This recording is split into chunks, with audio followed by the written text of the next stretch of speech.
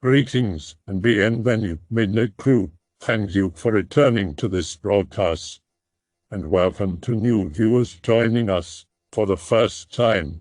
If you like a video, then feel free to subscribe. IRL Glow Encounters. Have you ever experienced an incredibly unusual interaction with a stranger? The last thread was decent, but was pruned. Hopefully we get some more stories. From the last thread, was it deviants, trippers, alphabet soup boys, or a prank? While out in the forest taking photographs this afternoon, I was approached by an odd couple around the age of 30. Instantly, I knew something was off. The body language and tone of voice was that of somebody trying to sell you something, be it an idea or a product. The female held her phone awkwardly enough for me to notice, and after looking at it, she eventually relaxed and slid it into her pocket. At this point, I thought I was either going to be robbed and stabbed, or I was the subject of some strange prank video. They did not ask anything about the forest, and despite me constantly steering the conversation towards the environment and our current location, usually hikers and forest folk will spend hours talking about forecasts and weather, etc., etc. But not these two. Possibly could have been a couple tripping or something.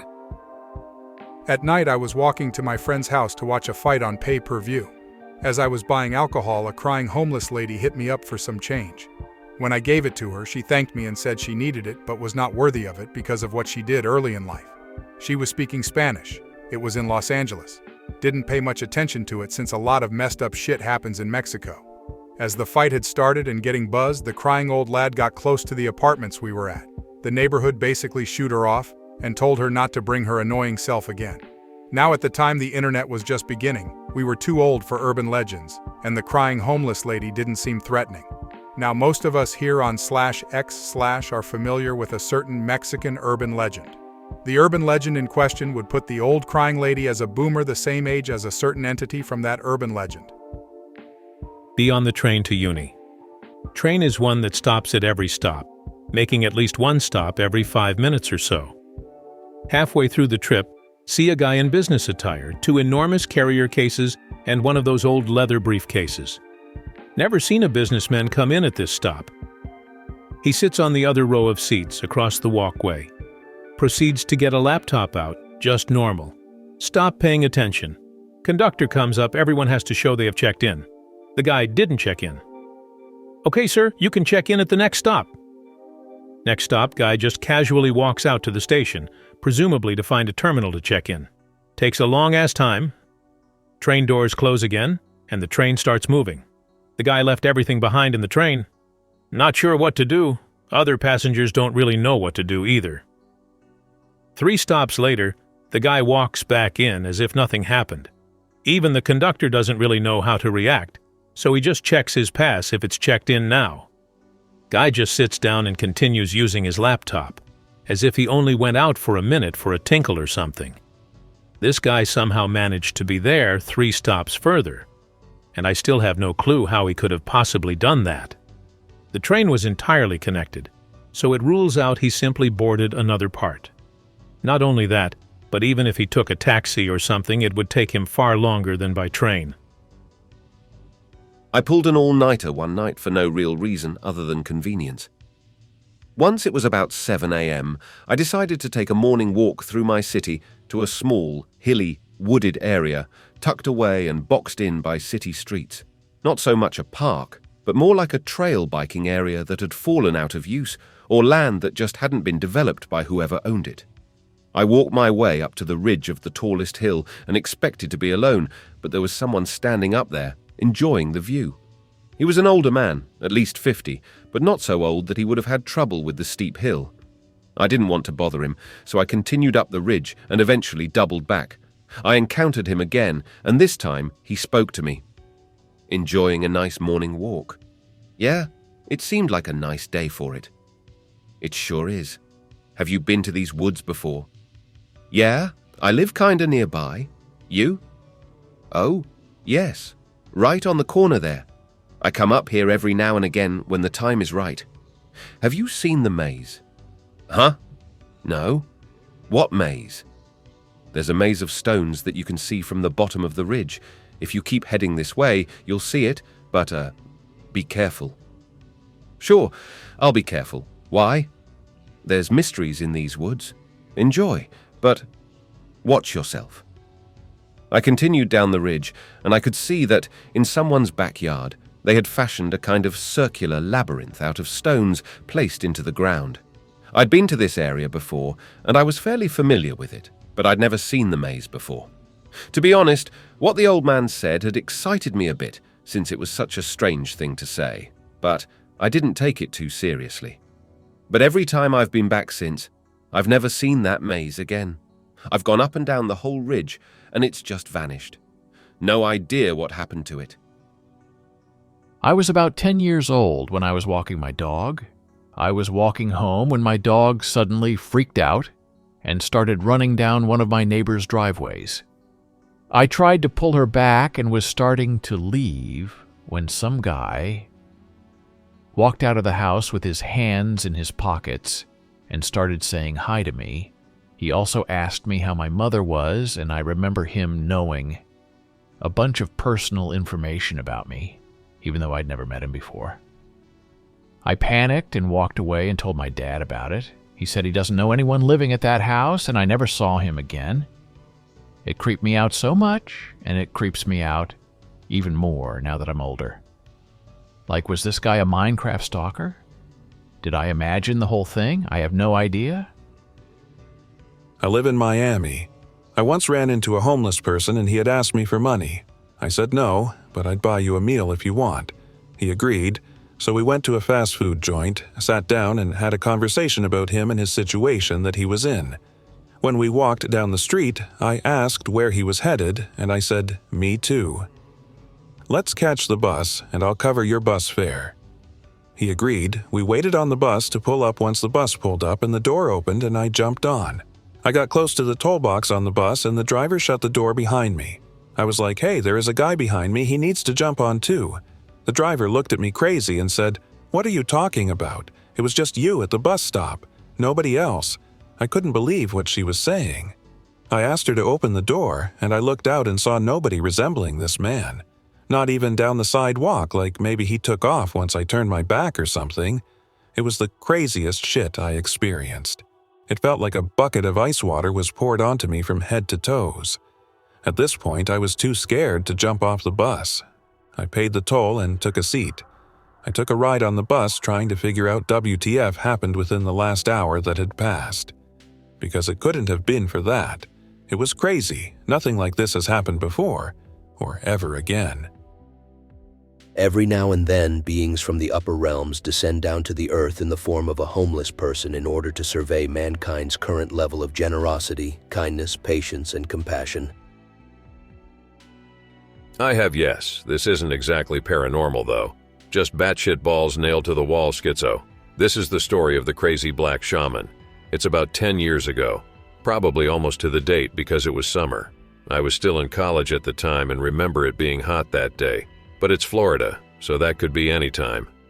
I'm walking around my apartment complex near dusk, just stretching my legs since I felt restless. A guy pulls up in a car and stops me. His arm is covered in those snap bracelets, jeweled bangles, gold, all that shit. And he's got some pretty thick dreads, but is otherwise well kept. Asks if I knew where a certain block of buildings was, and I point him that way. A few minutes later, I'm still walking, and he circles back. His friend wasn't home, he said. Starts shooting the shit with me and asks if I went to a certain collage, which I did. From here, we just start chatting because he seems chill enough, and the apartment was gated and I was young and dumb. So eventually, he gets out of the car and we just sit together in the outside mail area talking. After about 10 minutes, this guy says that I have an aura about me that called out to him to speak to me. However, he senses that I'm hiding my true persona, then goes on to tell me about 20 other things about myself that are pretty goddamn spot on. In hindsight, it's basically cold reading and some good guesses, more or less. So we keep chatting, and he says that I haven't been living up to my potential, that I was meant for something more because I was born with the crown of David, that I've been holding myself back by second-guessing myself and keeping to my own little world. Around here is where it starts to go full-on wackadoo. He calls me a Lion of Judah. He then proceeds to proclaim me a king and literally kisses my hand and the ground I've treaded on, saying that he has an immense amount of respect for me. The dude literally crawls on his hands and knees for this. He tells me that I crave the feeling of true success, which I do, and have yet to achieve it as I was too concerned with what I knew, when the key is who you know. He then goes on to say he's been all over the world, shows me pictures of him hanging out with celebrities and stories about everyone from Michael Jackson to J-Lo, even Bush Sr. His body is covered in trinkets. Each one has a story and was a gift. The guy has a great and warm energy about him. Always has a smile on his face. He then goes on to say we should become friends so he can help me achieve my goals by helping me network and realizing and coming to terms with who I am. We exchanged contact information. He said that if I wanted, I could call him and we could meet at a Taco Bell or whatever later tonight and shoot the shit again. The whole thing felt like some sort of hazy dream. I remember that distinctly, like it wasn't real at all. So after talking about it with some friends and being told hell no, I decide to go meet him because nothing bad can happen at a Taco Bell, surely. I arrived and the prophet was sitting at a table by himself, smiling already when I got there. We pretty much covered the same things as before, despite me trying to start the conversation with small chit-chat. The main focus of this one, though, was realizing who and what I was. That last one strikes me as the most odd in hindsight. The first step being to cast aside my self-doubts and anxieties and do what I wanted, to focus on me for once instead of worrying if everyone else around me was happy and if I could better help others. Standard stop hanging yourself on a cross for other people's stuff, I guess. He mentioned again that I had great power, and with that, as I grow into myself and start down my journey, that I would be capable of great compassion, or if abused, great evil. He further continued not to concern myself with many things as I had great beauty, and my energy drew people to me. He noted this a few times as most of the people that also came into Taco Bell sat quite close to us despite it being a rather large one. He then instructed me to psychically read him as he had me the night before. I nailed quite a few things, including a blind object test of him having a folded business card in his left hand, but was also spectacularly wrong on a few other things. He seems to think I may have some presence or medium abilities. He then stated that he'd like to go with me to downtown Orlando and walk around the area to help fine-tune my persona by gauging my energies when exploring and interacting with these different people. Consent stress on exploration as, there is no discovery without it exploration. I have no clue when the first Persona game was released, but these are his exact words, constant use of persona. When I mentioned that I had another friend that would like to meet him and maybe come along, he seemed shocked and asked if I had told her anything about him. I backpedaled with a lie and said that I had not, but thought she and he would get along.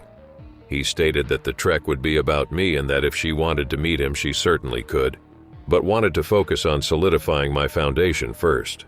While alarming, he did state that, never let them see your hand on the first game.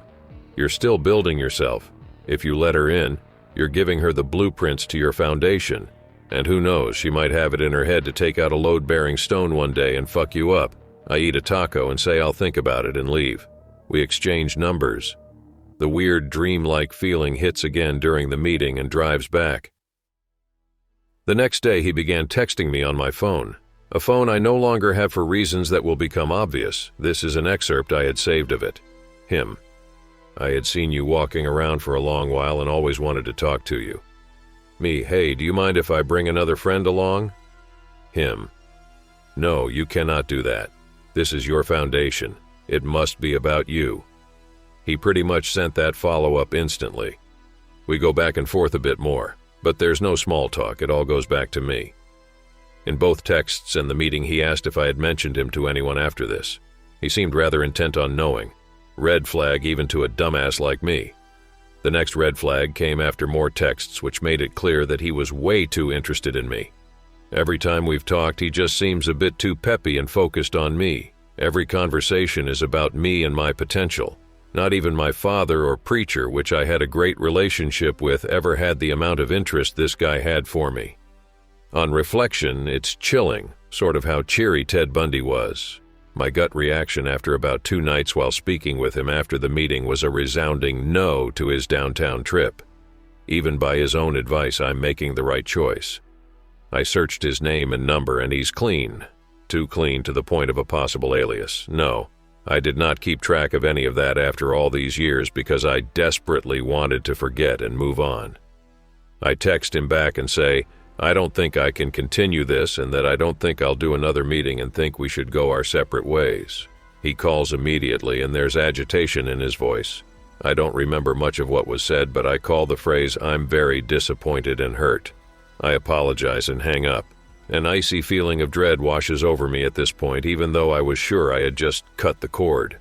I ignore it, but I think I may have some intuition after all because the next year was a waking nightmare.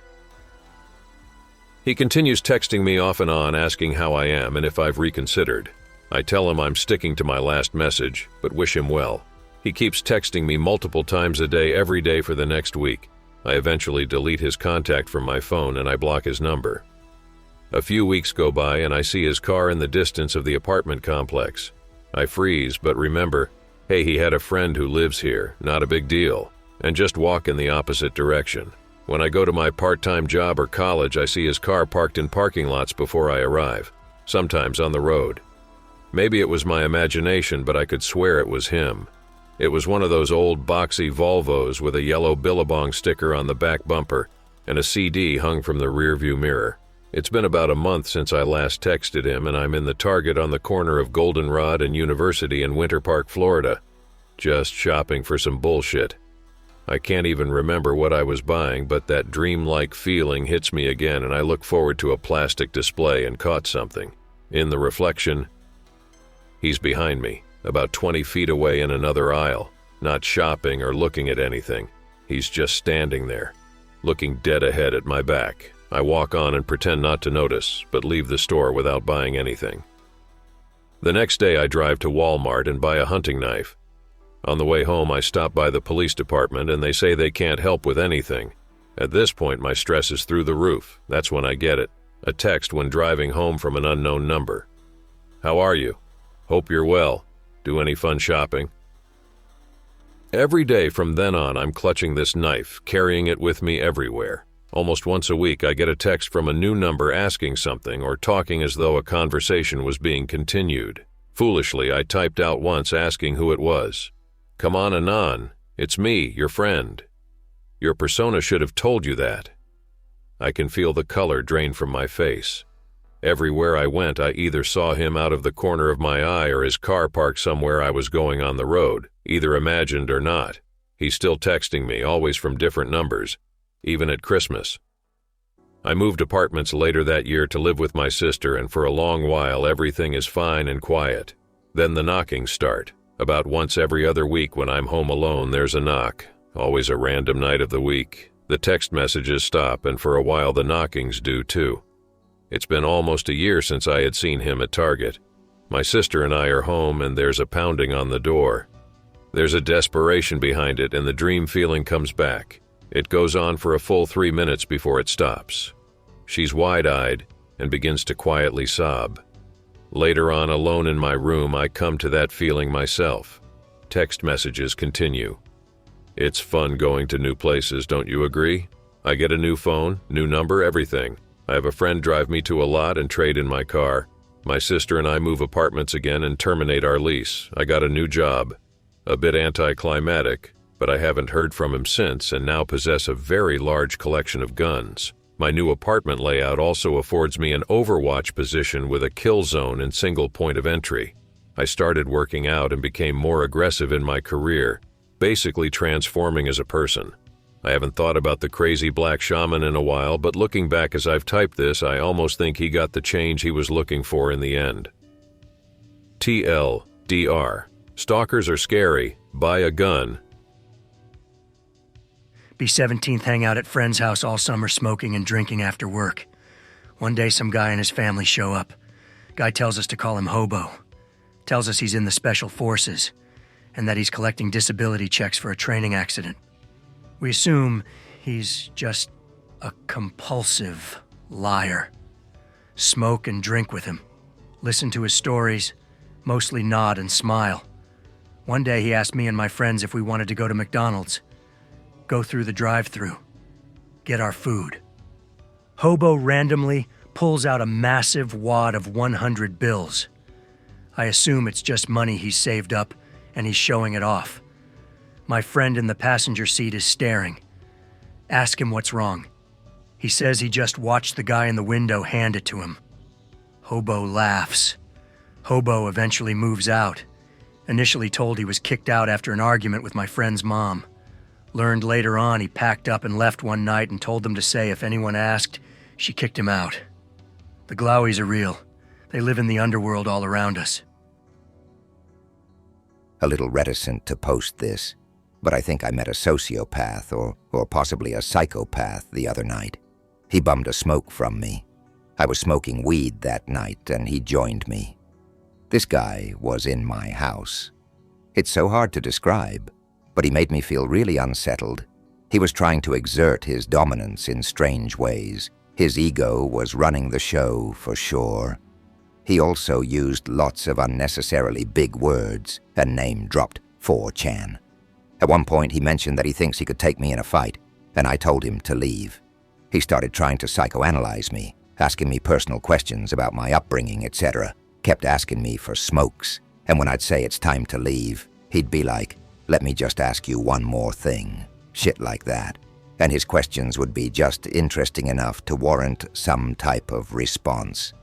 He was definitely trying to see how much he could get away with, how much he could push the envelope.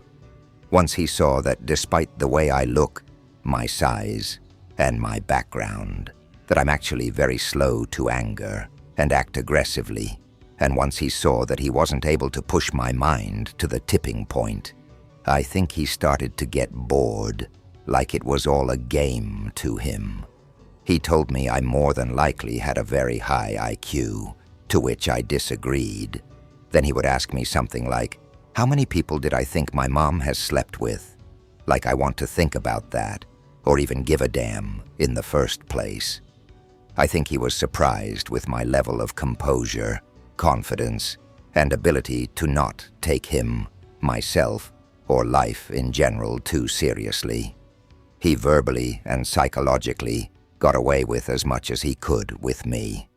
I told him I was going to bed. See you later. He went to ask me another question. I laughed and walked back into my house. Haven't seen him since. Hope I never see him again. Probably sounds stupid, but I got serious psychopath vibes from this dude. Really bad gut feeling after a few minutes, and ended up speaking with this man for hours. Weirdest stranger encounter was a little past midnight in Denver, Colorado. Was completely lost while on a bike and phone dead.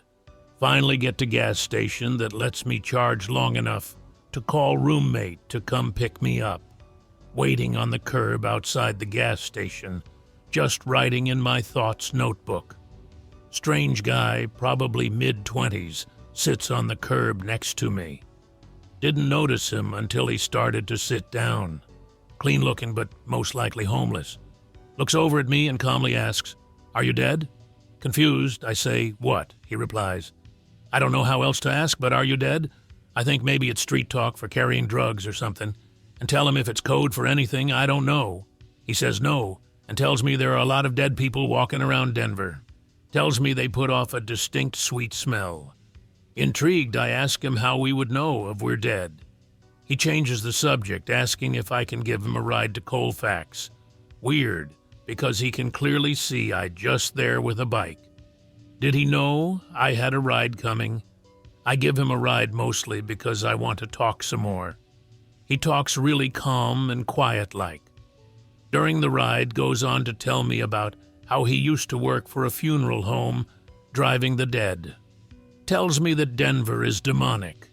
Says most large cities are demonic. Tells me that people come back as dogs after they die, which was pretty random. We drop him off. To this day was my strangest experience with a stranger. I skipped over a lot and can't Greentext, so sorry.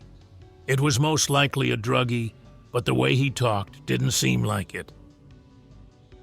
I've heard some local whispers about the Dead Mile, a manifestation of the ley line of death running through Denver. I heard rumors about how if you overdose near it, you might not die, but we can't really say you are alive anymore either. It's a rumor among the drug-addled and homeless, so I don't know how much credence I give it, but death as a force here is a recurring theme. Well, I've had a few, some less strange and just more meaningful. There was one man I had passed by on a busy street. He looked like he might have been homeless or just a bit raggedy, and I smiled at him as I like to do to strangers, and he said, "You're an angel," with a very sweet grin. It really made me feel very positive, and I hold that comment dear to me even now. It felt like he was planning on saying it before I even looked at him. When I was much younger, I was waiting in the car for a family member outside a liquor store, and an obviously homeless schizo, with at least one blind eye and lots of facial scars, came up to the window, which was cracked open a tiny bit. He came up and was gesturing to say something. I rolled down the window a bit more because, despite all the stranger danger training I received, he felt trustworthy enough at the time. Thank goodness I was right. It was actually very touching and sad what he said to me. He was babbling, but basically he explained how he wanted to check and see if I was okay, because I reminded him of his sister, who had been kidnapped, killed, or something like that. My family had seen me from inside talking to the man, and of course freaked out a bit, and came outside as he walked back to his spot, and I explained what happened to ease their worries. 2 weeks ago, I was walking back from a gas station from the park I was guarding late at night for my security job with snacks and drinks because I was hungry. While walking back, I stop at a little shop that was closed that sold organic plate meals to look at the menu in front. As soon as I start walking again, I notice a pair of legs at another little store next to shop I stopped at. Got closer, and it was a guy sprawled out on the floor, and he looked so stiff at first I thought it was a hobo who got a heart attack or some shit and died in the front of a store. I start shouting at him to see if I get a response, and after the third yell he gets up, slowly, looks up at me and asks, "What?" He looked exactly like a kid that gets annoyed with his mom waking him up for school or church. So, yeah, it was just bum sleeping on the ground. I apologized for waking him up and told him I was just checking to see if he was all right, walked back to the park, drove around in the company vehicle, ate my snacks, and listened to podcasts until quitting time. Yes, I completely forgot until now, and I can't believe I did. Be Me Leaf Army 2016. We went to Wainwright, Alberta for a competition, chilling out in Edmonton Airport eating breakfast with my section of 7 other dudes. Random guy sees us dressed in our uniforms and decides to buy us all a beer. Beer for breakfast. Hell yes. He asks if he can sit and chat with us. For sure, bud. How do you say no to a guy who gave you free booze? He keeps looking over his shoulder nervously and leans in. Starts telling us he's on the run from the US government, that he used to work for various space agencies. Ace are real and that he was an engineer working with them. Goes into intricate detail about how this one machine he worked on functions. Even draws out a schematic on a napkin. Look over his shoulder again. Well, thanks for chatting, guys. I've got to run. Just like that, he's gone again. The 8 of us sit there confused as hell. The more I remember from Wainwright that week, the weirder it gets. Describe the machine and what it does. It was supposed to have some sort of anti-gravity engine, and it was some kind of spaceship. He wrote it on a napkin, dude, and this happened nearly 4 years ago. I don't blame you one bit if you call me or this random dude a LARPer. I brought it up at work today to the section commander of the recce team. He was saying this dude was either insane, a pathological liar, or he was telling the truth. Dad's older sister always used to tell him he had a red Indian spirit watching over him. This is extra weird because we live in England and there isn't a Native American in sight. She got dementia and died. Eventually he got dementia too. Loses his mental faculties, can't dress himself, can't speak properly anymore. Loses his driving license because of it, and has to get the bus. There's a group of Native Americans in the town square as part of some foreign market event going on. A man in a headdress sees my father sitting down at the bus stop, looks him in the eye and says, "Run." My dad stands up and runs 2 miles home. Makes the discovery that whenever he is running, it's like he doesn't have dementia at all. Suddenly his brain just works again, at least until he stops running. Dad runs a lot now. The only Native American he's ever encountered in his entire life said literally one word to him, and it turned out to be the most important and correct word he could possibly have said. Maybe his older sister wasn't as bonkers as we thought. I was sitting in front of a church with a friend of mine and we were playing with dice. We would ask a question about our futures, roll the dice, and if the number was even, it would turn out true. If odd, it wouldn't happen. We were asking kind of depressing but humorous questions until an older man, probably homeless, approached us and with a smile told us to always expect the best outcome. I don't remember much of what we talked about, but he was giving us life advice about seizing our days, spending our time well with loved ones. He had a very pleasant and calming aura around him. We wished each other a Merry Christmas and he left. At that very moment, it started snowing for the first time that winter. I felt very calm and happy for hours after this encounter. I wonder if he was actually human. Hopefully I'll meet him again. About 2 months ago, I was staying at a crappy hotel. I went outside to smoke a cigarette, and this tall man who seemed extremely drunk approached me, asked for a cigarette, and started talking to me about his landscaping business and handed me a card while slurring his words. He then started asking me if I believed in God, and he started praying for me, gradually getting louder and louder until he was screaming at the top of his lungs for the entire hotel to hear.